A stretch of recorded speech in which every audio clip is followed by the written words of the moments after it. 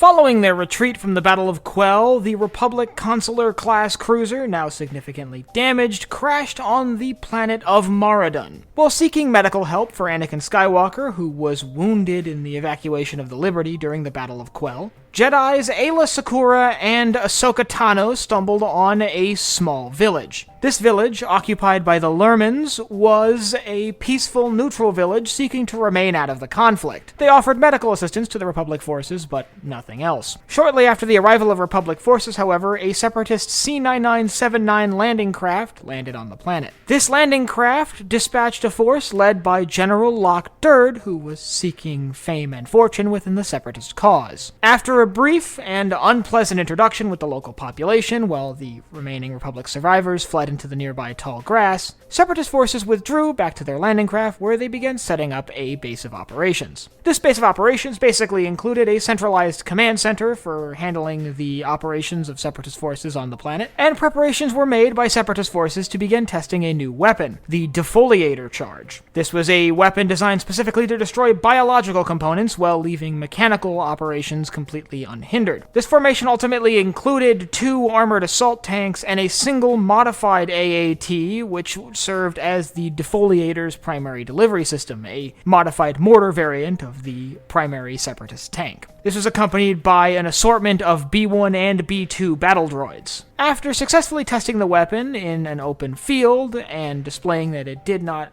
harm the 2 B-2 battle droids that were sent out as test subjects, the decision was ultimately made to test the weapon on the Lurman to see its effect on biological life forms. And as a result, a large detachment of the Separatist forces present on the planet, including the 3 armored units they had brought with them, as well as several units of infantry, began making their way towards the Lurman village. While the Separatist forces began making their way for the village, the Republic forces, who had left the village as the Separatist troops arrived, began plotting an assault of their own, sneaking into the Separatist command center overnight, destroying the guards, and ultimately commandeering a Sheathipede-class shuttle in an effort to gain a vessel to flee the planet. The decision, however, was made amongst the Republic forces to return to the village and mount a defense, as the villagers would be essentially defenseless against this new Separatist weapon. In the process, they did manage to steal 2 infantry portable shield generators, which would play a major role in the battle to come. As Republic forces returned to the village, they were met with opposition by the village leaders, who opted to remain neutral in the conflict. However, seeing the imminent destruction at the hands of this new Separatist weapon, the decision was made by Republic forces to disregard the will of the local population and begin setting up a defensive perimeter. This initial perimeter consisted of a number of large local barriers, these large tree nuts set up to form a barricade, and ultimately, behind that would be a pair of shield generators, which would shield the village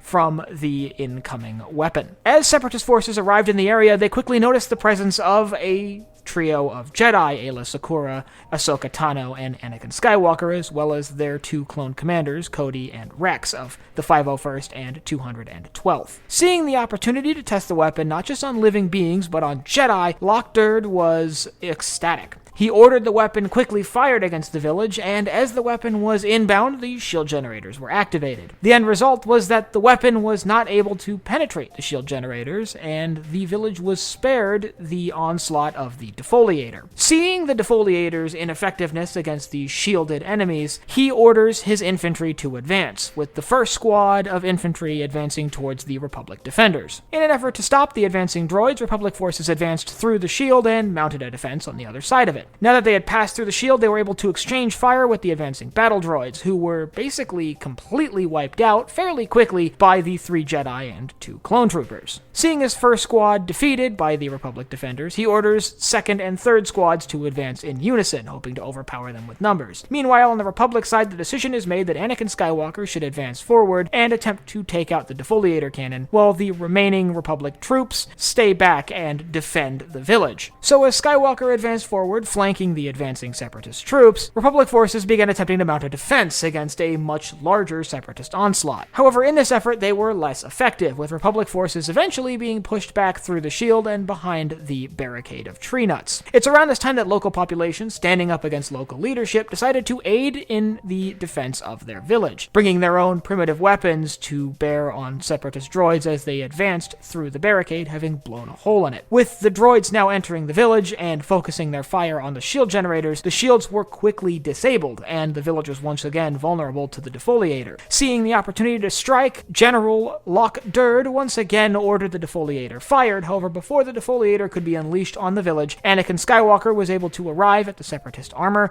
and disable the weapon system. With the 3 AATs brought with them destroyed, the Separatists were now significantly underpowered, and as the droids in the village were fought back in hand-to-hand and house-to-house combat with both the locals and the Republic forces there, they soon found themselves defeated as well. General Loch Durd attempted to flee on foot from the battle space, likely hoping to make his way back to his command center, but was ultimately captured by Jedi General Anakin Skywalker. With the capture of Separatist forces, the battle was essentially over, and to hammer in the safety and security of the world, 3 Venator-class Star Destroyers, led by the Resolute, Anakin's personal flagship, arrived in system shortly after the end of the engagement. Like the Battle of Quell, this battle didn't have a major impact on the war itself, but simply displayed the character and ideals of both sides of the war. Put on display was the brutal tendencies of the CIS and the charitable and heroic ideals of the Republic. This battle, however, immediately followed and actually occurred as a result of the Battle of Quell, and if you'd like to learn more about that, I'll leave a link in the upper right-hand corner to the battle analysis on that engagement. And if you have any other battles you'd like to see covered in future episodes of Battle Analysis and added to the archive, you can leave that down below in the comments.